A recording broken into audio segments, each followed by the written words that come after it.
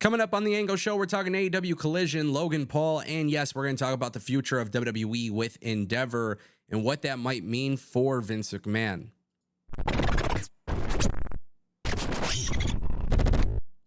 It's obviously a very big week in pro wrestling coming off of SummerSlam, and now the news gets even hotter. We got to talk about AEW Collision. The ratings came in for AEW Collision August 5th, 2023. And if you're a follower of this channel, you know I'm not too interested in the ratings talk because honestly, it's no fun. But this one is very intriguing because this is the first time that AEW Collision has gone head to head with a WWE premium live event.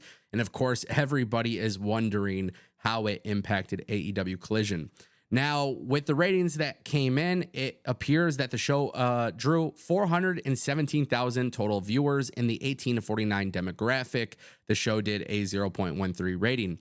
Now, keep in mind, the week before, AEW Collision did 739,000 total viewership, which is obviously pretty significant because this is a very large drop. And this was actually a really stacked show. AEW Collision was actually really good this past Saturday. But of course, with WWE... then you had UFC Fight Night, and then we had Jake Paul versus Nate Diaz in boxing. This was a very stacked Saturday night, and it really got people wondering what this means for AEW Collision. And quite honestly, I don't think this is actually a big deal. I think a lot of people are panicking, and I think a lot of people are using the number to justify some sort of tribalist argument. But I think Warner Bros., Discovery, right, and AEW, I think they're very well aware of everything that is happening here, especially when you just look at the overall information that's out there. Collision did about 800,000. Then they dropped the following week to under 600,000. Then they dropped to 452,000. Then they dropped to 580. But then they went back up, and 739 was a pretty substantial number. So look, the reality is I think they knew that there is heavy competition on Saturday nights. That's not a big deal for them.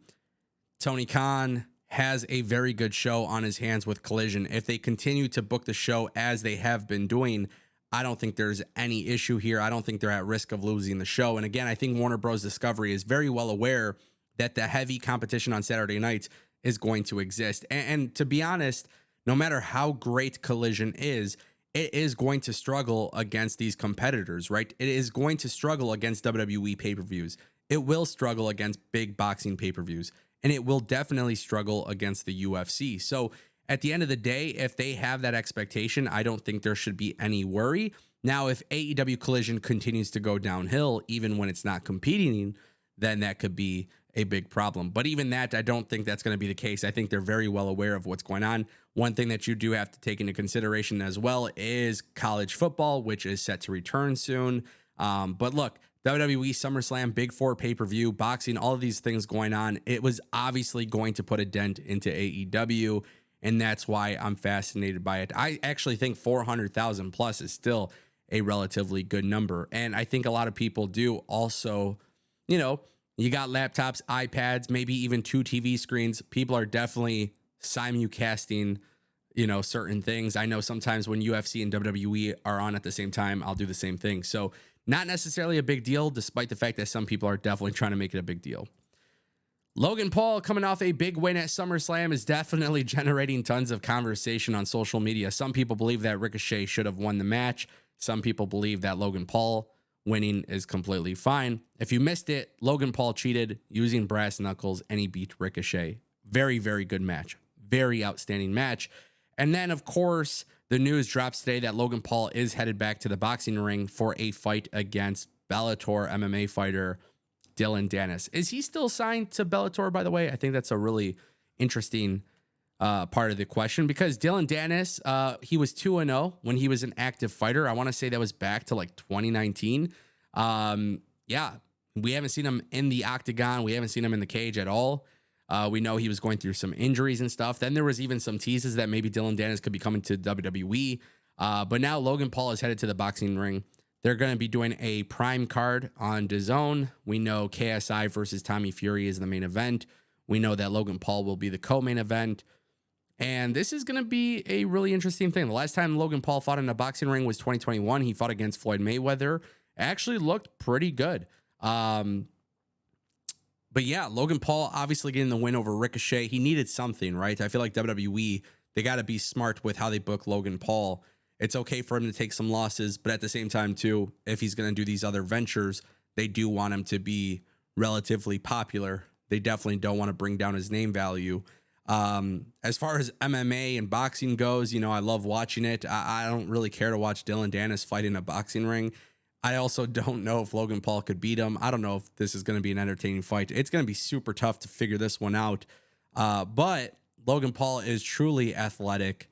He's a beast inside of a WWE ring. He looked pretty damn good when he fought against Floyd Mayweather. Hey, maybe he's got some good chances going into this thing. Will this lead to more for Logan Paul in boxing? I don't know. But if I'm WWE, if Logan Paul wins, I bring Logan Paul right back to television and start the next big program. That's the right thing to do. And a lot of that really matters because right now WWE is going through their merger with Endeavor, which we have some news about. So when it comes to the WWE Endeavor merger, according to an article from Deadline, it appears that Endeavor Holdings is expected to happen, to make this merger happen by late September under the TKO Group Holdings name. Now, keep in mind, we found out right after WrestleMania that WWE and Endeavor were coming together. We're going to see the official merger between WWE and UFC.